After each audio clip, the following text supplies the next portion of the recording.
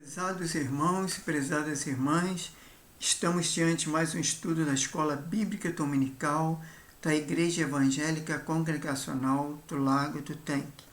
E hoje nós vamos estudar a lição 4, que tem como título A Unidade Social e a Batalha Espiritual. Isso está lá em Efésios capítulo 5 e capítulo 6. Antes de nós começarmos a nossa aula online, vamos dirigir a Deus em oração, pedindo a sua bênção para este momento. Senhor Deus e Pai, muito obrigado por mais esse dia, obrigado pela tua graça, tua misericórdia, teu amor, teu perdão.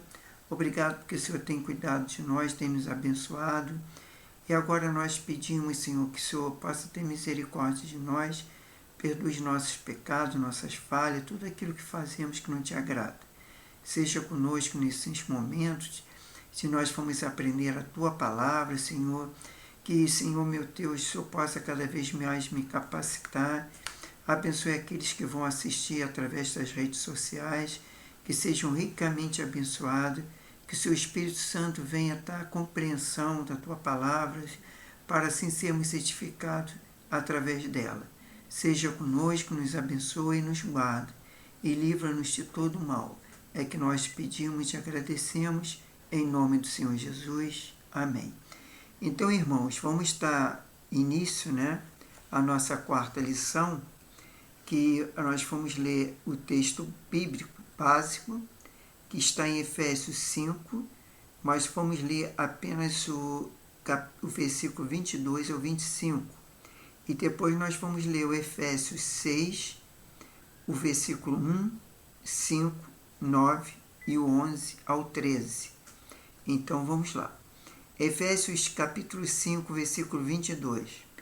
Vós, mulheres, sujeitai-vos aos vossos maridos como ao Senhor, porque o marido é a cabeça da mulher, como também Cristo é a cabeça da igreja, sendo ele próprio o Salvador do corpo.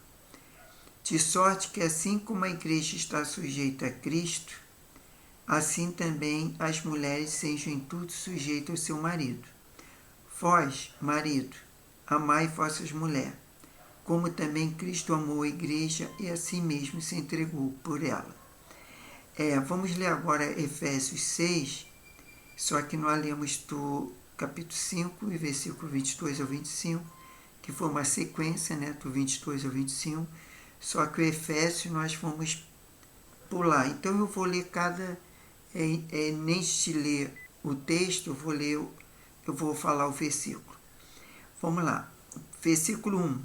Vós, filhos, sede obedientes aos vossos pais no Senhor, porque isso é justo. Agora o versículo 5.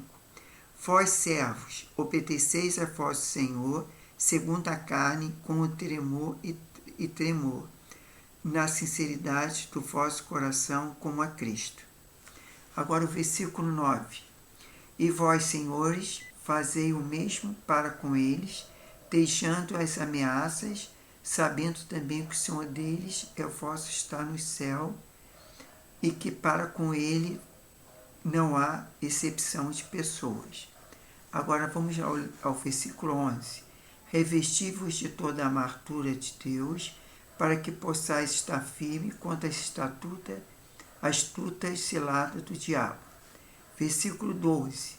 Porque nós temos que lutar contra carne e sangue, porque não temos que lutar contra a carne e o sangue, mas sim contra os principados, contra as potestades, contra os príncipes das trevas deste século, contra as hostes espirituais do mal nos lugares celestiais.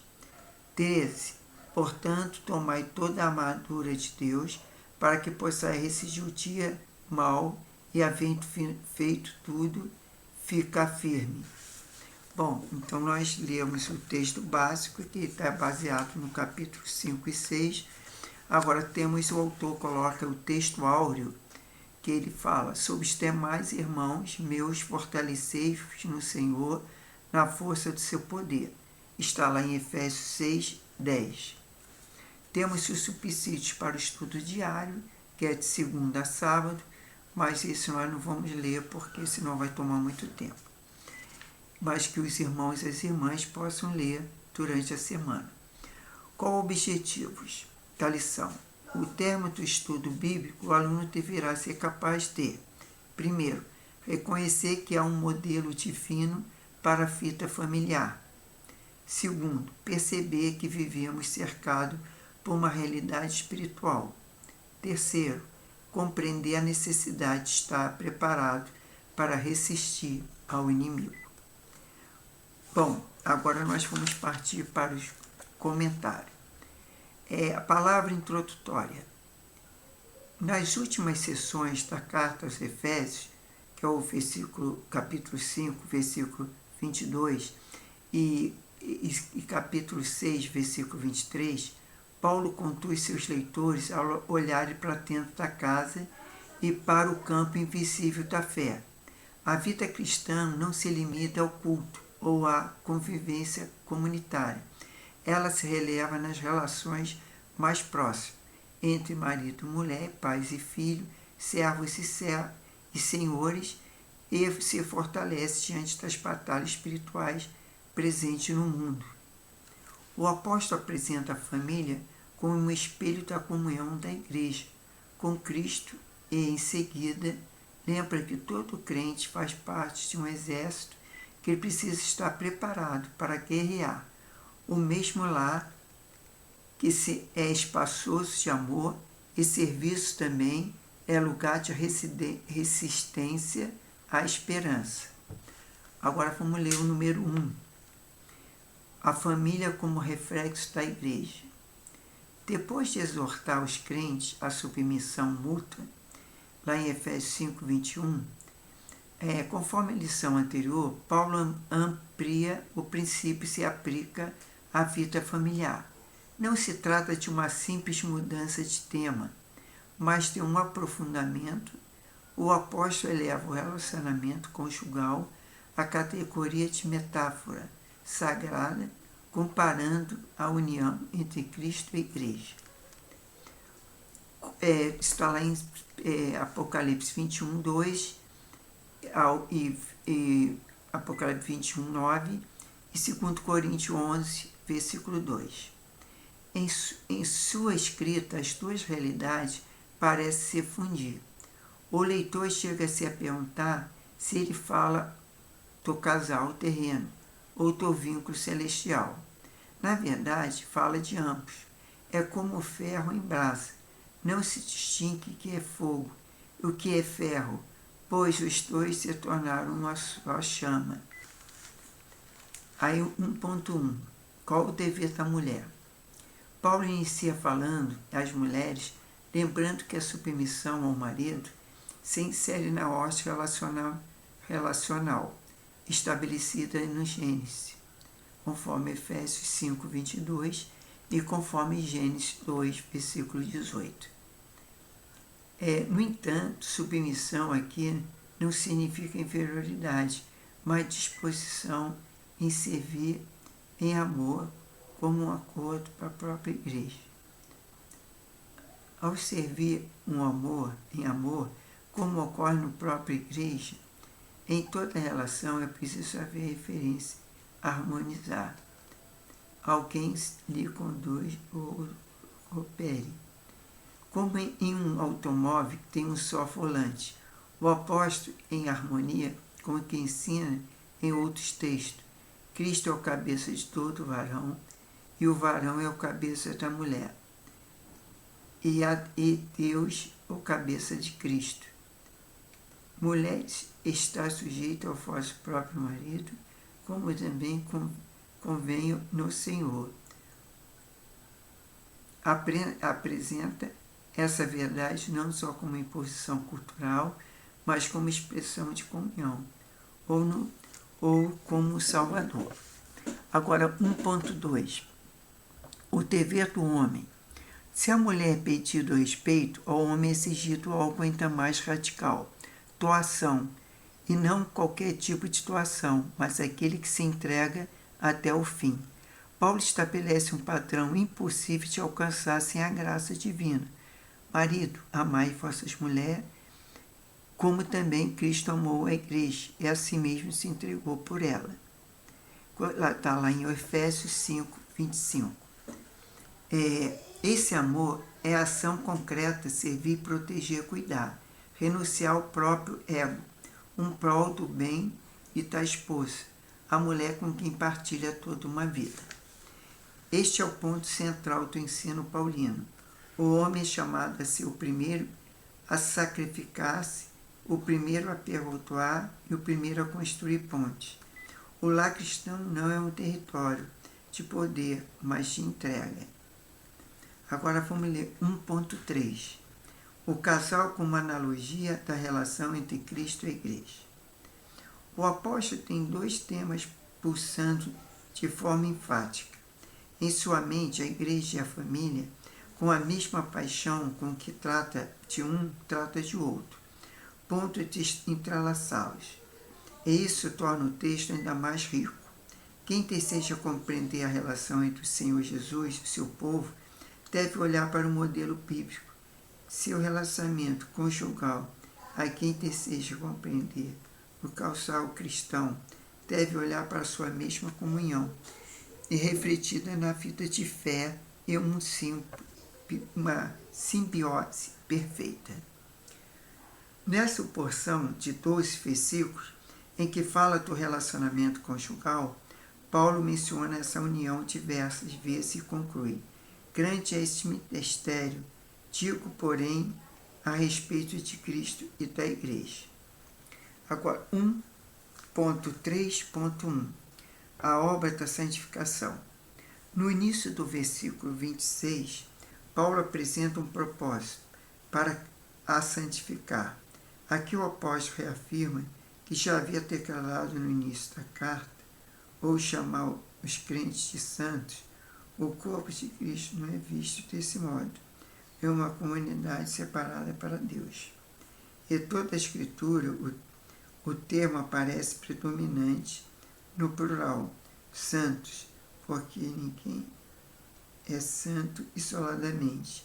Somos santificados, principalmente a Igreja do Senhor, que é a santa. Agora vamos 1.3.2, que diz? A obra da purificação. Na sequência do versículo 26, acrescenta purificando-se com a lavagem de água.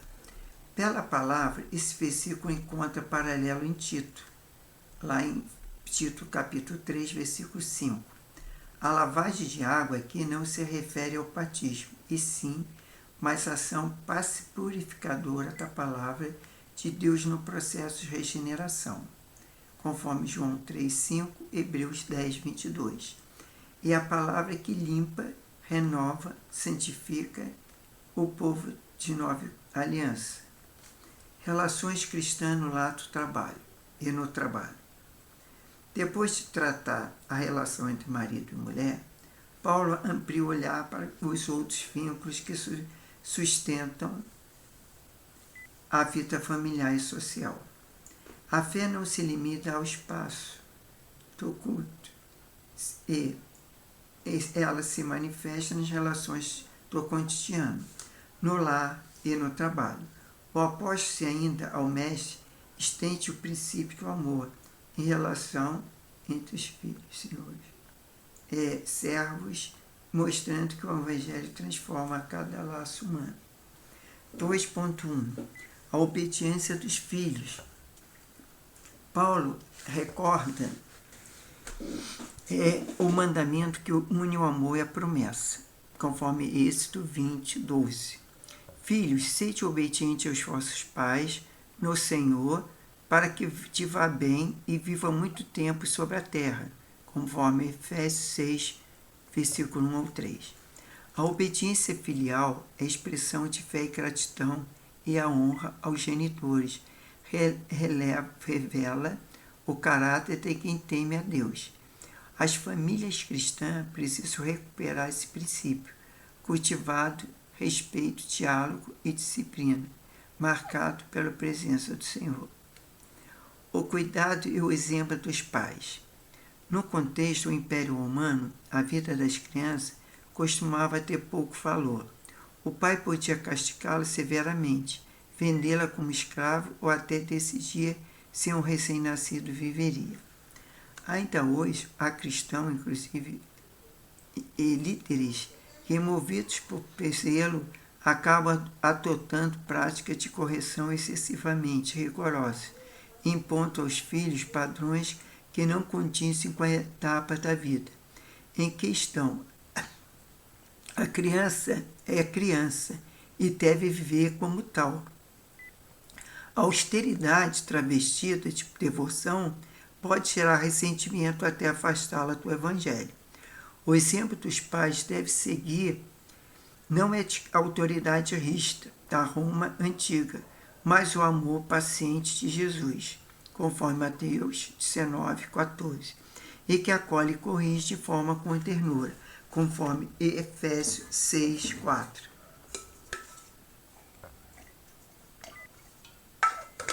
Agora 2.3. Os servos senhores diante do Salvador.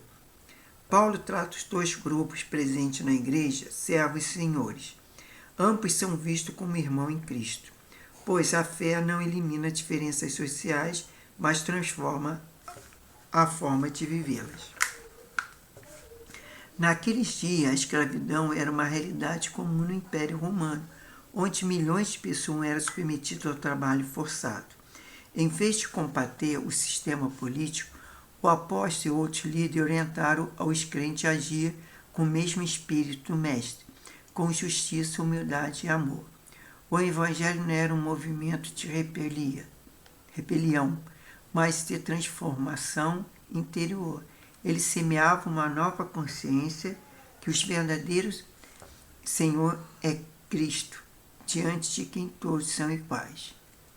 Bom, antes de entrarmos no número 3 da revista, tem uma coisa que o autor coloca aqui, um texto, que fala que os apóstolos não tratavam uma luta política contra a escravidão, porque criam na iminente falta de Cristo. Além disso, o Evangelho não poderia ser confundido com um movimento subversivo, para que sua mensagem não fosse impedida de se espalhar. Bom, agora partindo para o número 3. O crente na batalha espiritual. Depois de tratar das relações humanas sob a luz do Evangelho, Paulo conduz a igreja a olhar além do visível a fé vivida no lar e no trabalho. Precisa agora se fortalecer para enfrentar as forças que atuam no mundo espiritual. O apóstolo muda o cenário da paz doméstica para o campo de batalha. É como uma cortina que se abrisse e revelasse um exército de inimigos pronto para atacar. O mesmo Evangelho que ensina o amor e a submissão também convoca a vigilância, a resistência no poder de Deus. 3.1. Fortalecidos no Senhor. Paulo inicia esta sessão como chamado à resistência. Fortalecei-vos no Senhor na força do seu poder. Efésios 6,10. Ele lembra que a vida cristã também é um campo de batalha e que a vitória depende da força divina, não de autoconfiança e humana. O apóstolo usa a figura do soldado romano para descrever o contexto em que a guerra espiritual se desenrola. Bom, aí nós temos aqui 4 características, 5, aliás. Por exemplo, nós temos que o poder divino, há forças destruidoras atuando no mundo, mas o poder do Altíssimo é maior. A armadura de Deus é preciso vestir toda a armadura, pois o inimigo usa cilada e artifícios para confundir e enfraquecer. No grego, panoprian indica preparo completo. O tipo de luta. Não lutamos contra as pessoas, mas contra os poderes espirituais da maldade que opera nos lugares celestiais. 4. A hierarquia do mal. Paulo fala dos principados e potestades, indicando que a batalha real envolve forças organizadas. A 5ª e última, o dia mal Nem todos os dias são iguais, há tempo de ataque mais intenso. Por isso, a necessidade de permanecermos firmes, sustentados pela fé e pela graça. De fato, a gente tem dias que a batalha espiritual parece que as coisas não estão erradas. Mas, graças a Deus, mesmo nos problemas das tribulações, nas dificuldades, a gente que confia no Senhor sabe que nós somos mais que vencedores. Então, no final do dia, o que acontece? Acaba nós vencendo todas essas tribulações, esses problemas. E Deus nos abençoa e nos capacita para vencer a batalha espiritual. Agora, 3.2. Revestido de toda a armadura de Deus. Paulo usa a figura armadura romana para ilustrar como o crente deve se preparar para resistir ao mal. Cada peça desse aparelhamento aponta para uma dimensão concreta na guerra espiritual.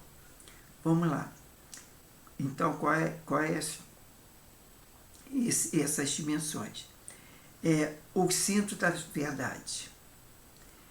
O mundo das trevas é sustentado pela mentira, mas quem vive na verdade permanece firme. Agora, a couraça da justiça. A proteção do crente é a justiça e vem de Deus. Contra ela, nenhuma acusação do inimigo prevalece. A terceira, os calçados do espelho da paz. O evangelho garante firmeza e serenidade, mesmo em meio à guerra, e paz no Senhor guarda o coração. A próxima, o escudo da fé. A fé apaga os dardos inflamados do maligno a proteger o crente contra as tentações e os desânimos. Bom, quinta, a capacete da salvação. O crente da salvação, a certeza da salvação, dá segurança e coragem aos soldados de Cristo, conforme o Romanos 8, versículo 31 e versículo 37. A espada do Espírito. A palavra de Deus é a arma ofensiva do cristão. A terceira pessoa da Trindade capacita o crente a falar no momento da peleja, conforme Mateus 10, 19. Isso é verdade. A espada do Espírito é a própria palavra. É a arma ofensiva do cristão. É através da palavra que muitas vezes vencemos os problemas, as tentações, as dificuldades. Por isso que há necessidade de nós conhecermos a palavra, nós estudarmos a palavra de Deus, meditarmos na palavra, e assim, nós fomos, através da palavra, nós fomos vencer a batalha espiritual. É bem verdade que nós podemos lembrar, quando Jesus, ele jejuou 40 dias e 40 noites no deserto, então no final dos 40 dias ele teve fome, e o diabo veio para enganá-lo, vamos dizer assim. Mas Jesus usou a própria palavra, que era a própria palavra dele, porque nós entendemos que Jesus é Deus e ele inspirou o Espírito Santo a escrever também. O Deus Pai, Deus Filho, Deus Espírito Santo, todos colaboraram para que profetas, homens, que pudesse, através do Santo Espírito, ele pudesse escrever a Bíblia Sagrada, a palavra de Deus. Então a gente sabe que através dessa palavra é que Jesus venceu o inimigo, o Satanás. E aí nós podemos vencer também através da palavra de Deus. Por isso que é importante nós estudarmos a palavra de Deus. Bom, chegamos à conclusão. A conclusão diz: a vida cristã é uma batalha constante, é verdade, mas não travada sozinha. Paulo encerra a metáfora da armadura, lembrando que o poder de Deus se manifesta também na oração. Orando em todo tempo e com toda oração e súplica, no Espírito e vigiando nisso, com toda perseverança e súplica por todos os santos. Aí lá temos em Efésios 6,18, que diz que a vigilância e a comunhão mantêm os soldados de Cristo firme diante das vestidas do mal. Por fim, o apóstolo pede oração por seu próprio ministério, conforme Efésios 6, versículos 19 e 20. Menciona Tiquito, portador da carta, e encerra com uma saudação fraterna a todos que amam sinceramente o Senhor Jesus. Assim a carta termina como começou, com a graça que sustenta, o amor que ordena e a fé que vence. O lar é o primeiro campo da confiança e o coração o lugar onde a vitória começa. Então nós temos uma atividade aí para fixação, que é mais nada menos que uma pergunta. E essa pergunta diz o seguinte: que comparação Paulo faz ao tratar a vida conjugal? Repetindo, que comparação Paulo faz ao tratar a vida conjugal? Resposta: ele relaciona o amor de Cristo pela igreja, um vínculo de entrega e santificação. Quer dizer, então, a vida conjugal, ela precisa ser ali um amor mútuo. Tanto o homem tem que amar a sua esposa, e a própria palavra diz que a mulher tem que ser submissa. Mas se a mulher ama o marido, naturalmente ela vai ser submissa. Tá? Ela não vai ter dificuldade para ser submissa. Por quê? Porque, de fato, ela ama o marido, assim como Cristo amou a igreja. Entendeu? Então, o marido tem que amar a sua esposa, tem que servir a esposa. Porque ali, como a palavra de Deus diz, é uma só carne. Então, eu não vou querer o mal para o meu corpo. Se eu sou uma só carne com a minha esposa, um exemplo, que eu sou solteiro, mas se eu tivesse uma esposa, se eu seria uma só carne, eu tenho que conservar, abençoar e não maltratar a minha própria carne.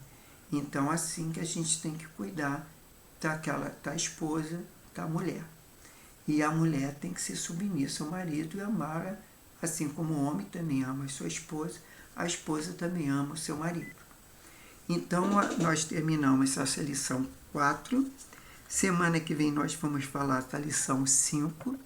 A lição 5, ela tem como título Perdendo para Ganhar, está lá em Filipenses 1. A gente já vai sair de Efésios, vamos partir para a carta de Paulo aos Filipenses.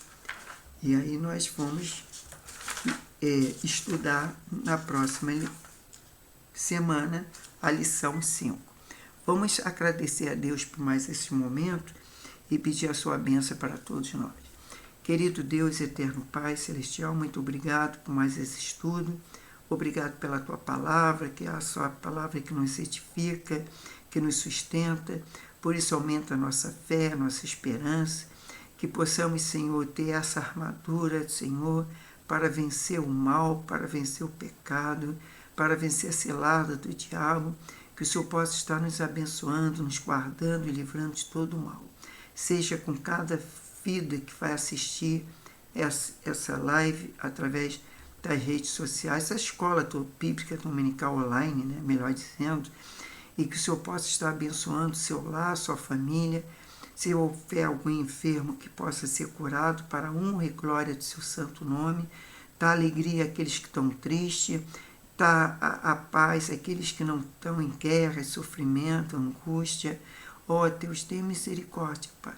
Abençoe cada vida. Tenha uma semana abençoada, um domingo de bênção, que nas nossas igrejas, nossos cultos, que possamos estar firme, forte e possamos te adorar e te bendizer. Isso é o que eu te peço, já te agradeço, em nome do Senhor Jesus. Amém. Então, irmãos, fiquem na paz, que Deus abençoe e até a próxima lição, que é a lição 5, tá? Então, até a próxima.